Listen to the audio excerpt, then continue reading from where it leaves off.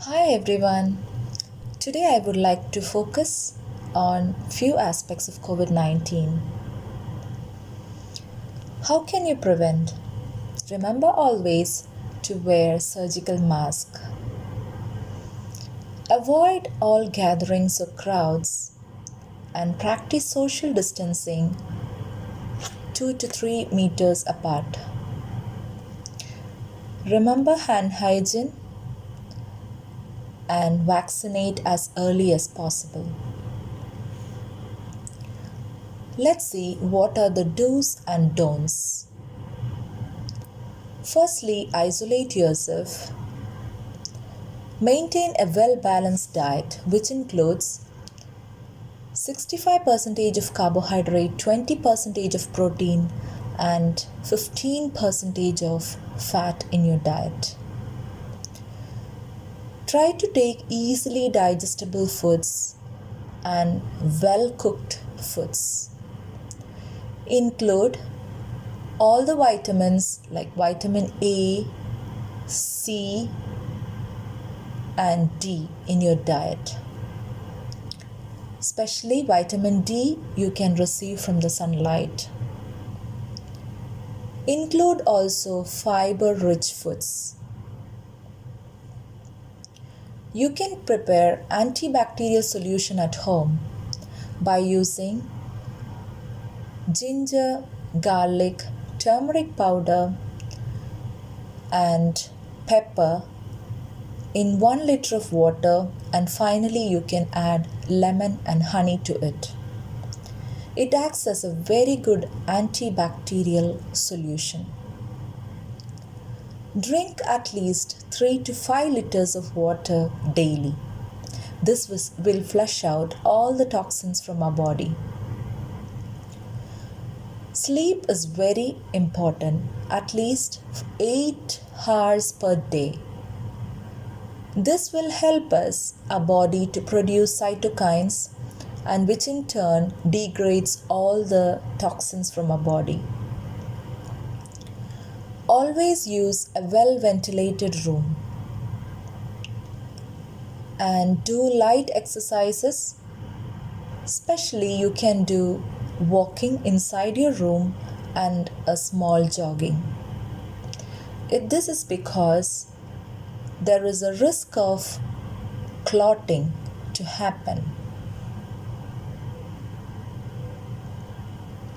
Disinfect all your utensils and your clothes with 2 to 3 drops of Dettol, which will clear out all the virus away. Now I would like to tell you what are the don'ts. Avoid smoking, alcohol, and caffeine items. Avoid cold air, especially if you are using AC. The temperature should be set at 25 to 27 degrees Celsius. See that you don't directly lie down under the fan and don't eat cold foods or cold drinks. Avoid all stressful situations. Avoid junk foods and processed foods. Avoid foods which has a high content of sugar, because this will reduce the blood flow. Especially you can reduce or avoid eating chocolates, cakes, and high sugary content sweets. Now I would like to tell you how to protect your lungs, especially few breathing exercises. Number 1, avoid all the triggers. For example, if you're allergic to dust, or if you're allergic to pets or any medicines, please avoid. If you're a person who is using the inhaler, use it regularly as you were doing it before. Now I would like to tell you how to remove your sputum from your chest. Tap your chest with a cupped hand. Cupped hand is like this. So make a cupped hand and tap your chest, the front and the back. Take an assistance from one of your friend or your family member. Next, I would like to focus on prone ventilation. Prone ventilation is very important because lying on the same side or straight for a long time is really affecting us. And the main complication is pneumonia, so we need to prevent it. So what you can do? Every half an hour to 2 hours, first you need to lie on the prone position. Then you can change your position the next half an hour to 2 hours to right side lateral position, right side position, and then to the left side position, sitting position, and the same again. So this is a cycle which changes your position very often, so all the sputum will not be stagnated. It comes out of our lungs. Next is about the breathing exercise. The first one is pursed lip breathing. So inhale as much as oxygen you can. Hold it for 5 to 10 seconds and then exhale with a pursed lip,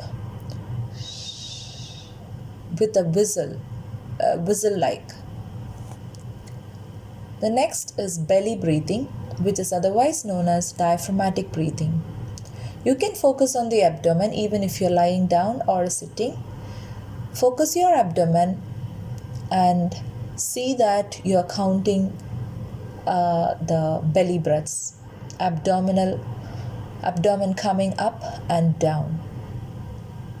So you can do a strong inhalation, breathe in oxygen and leave out. The next is forced cough. In forced cough, we have to inhale oxygen. Intake of oxygen should be long, at least 5 breaths. In between, you can hold at least 5 to 10 seconds and then do a forceful cough. So the sputum inside your lungs comes out. The next I would like to focus on saline nebulization, or if it's not available, you can do steam inhalation. So steam inhalation is very important and you don't need to add anything like Vicks, or you don't need to add eucalyptus, or you don't need to add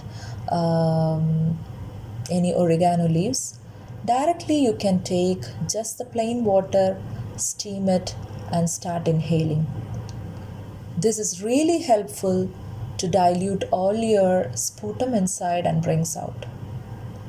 The next is regarding the cough syrup. Cough syrups, there are 2 different types, expectorants and dry cough syrup. You can take expectorants so that it's a mucolytic syrup which brings out the sputum, but never go for dry cough syrup. The next I would like to tell you the main warning signs. If possible, you can buy one pulse oximeter or a saturation probe, which costs around 30 to 40 dirhams. This is really helpful and you can find out the emergency situation.